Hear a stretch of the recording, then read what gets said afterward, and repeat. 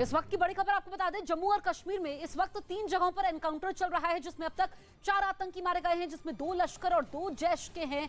बड़ी खबर यह है कि सुरक्षा बलों ने एक आतंकी को जिंदा पकड़ लिया है।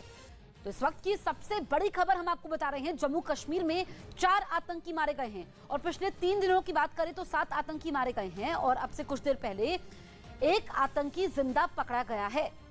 तो ये बहुत बड़ी कामयाबी है सुरक्षा बलों के लिए, जो 3 अलग अलग इलाकों में ऑपरेशन चल रहे हैं। इसमें पुलवामा है, इसके अलावा हंदवाड़ा है, यहाँ पर भी एक आतंकी मारे गए हैं और एक पाकिस्तानी आतंकी बताया जा रहा है, लश्कर से जुड़े हुए आतंकी हैं। तो 3 जगहों पर एनकाउंटर इस वक्त भी चल रहा है। 4 आतंकी मारे गए हैं, 2 लश्कर के और जो 2 जैश के बताए जा रहे हैं। सुरक्षा बलों ने एक आतंकी को जिंदा पकड़ भी लिया है। रिफत मेरे सहयोगी फोन लाइन पर मौजूद है। रिफत, जो आतंकी जिंदा पकड़ा गया है इसके बारे में और क्या जानकारी मिल रही है? क्या हथियार भी मिले हैं?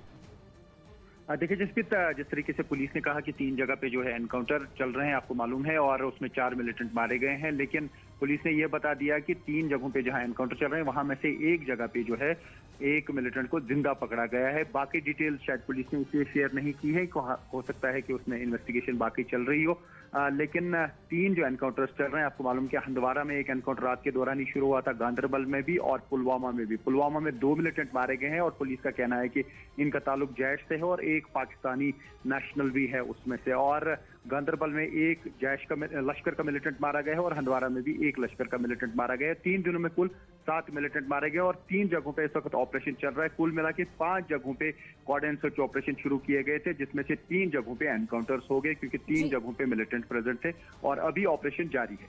रिफत, आप ये बताइए, जिन 3 जगहों पर ऑपरेशन इस वक्त चल रहा है, सुरक्षा के लिहाज से ये तीनों इलाके कितने संवेदनशील है?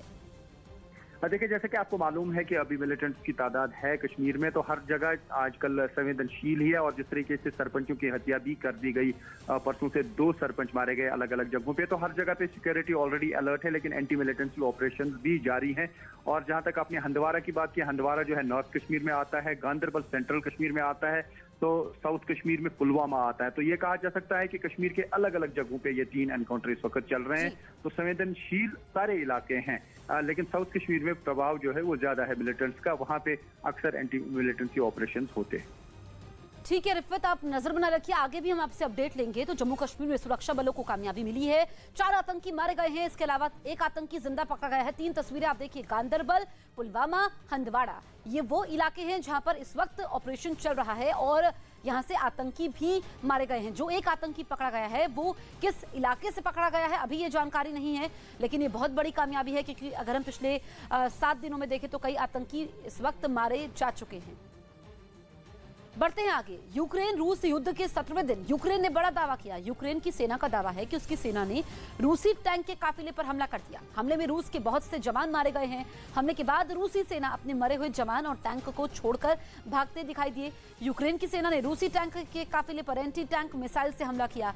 जब पहले टैंक पर हमला हुआ तो काफिले में पीछे चढ़ रही टैंक ने अपना रास्ता मोड़कर भागने की कोशिश की, लेकिन यूक्रेन की सेना ने उन पर भी एंटी टैंक मिसाइल से हमला कर दिया और उसे पूरी तरह से ध्वस्त कर दिया।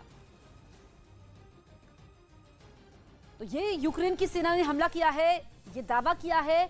आप देखिए, रूसी टैंक पर हमला होता है, वीडियो खुद यूक्रेन की सेना ने जारी किया है। और दूसरी तस्वीर में आप देखिए कि रूसी टैंक ध्वस्त हो चुके हैं और रूसी सैनिकों के भागने का दावा किया है, क्योंकि यूक्रेन की सेना कह रही है कि हम पुतिन की सेना को भी काफी नुकसान पहुंचा रहे हैं।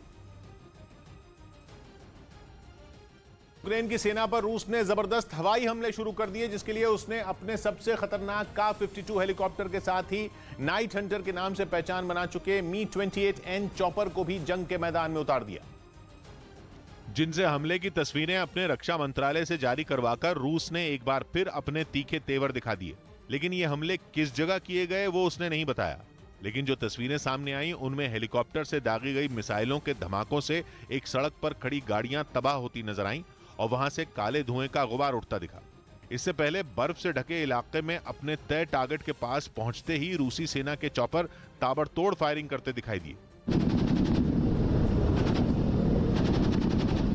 और जब ये हेलीकॉप्टर अपने निशाने के और करीब पहुंचे तो उनसे मिसाइलों की ऐसी बरसात शुरू हुई मानो जंग पर बनी किसी फिल्म का सीन शुरू हो गया हो।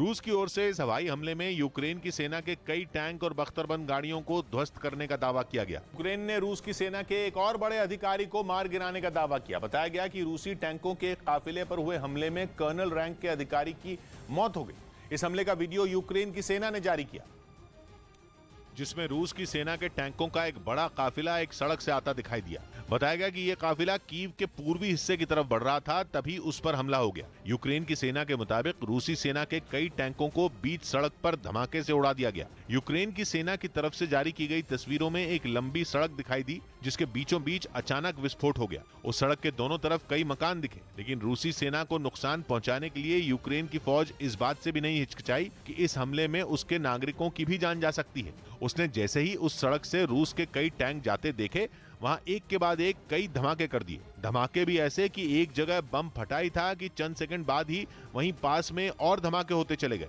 और यूक्रेन की सेना ने इसी हमले में रूस के एक और बड़े अधिकारी के मारे जाने की बात कही।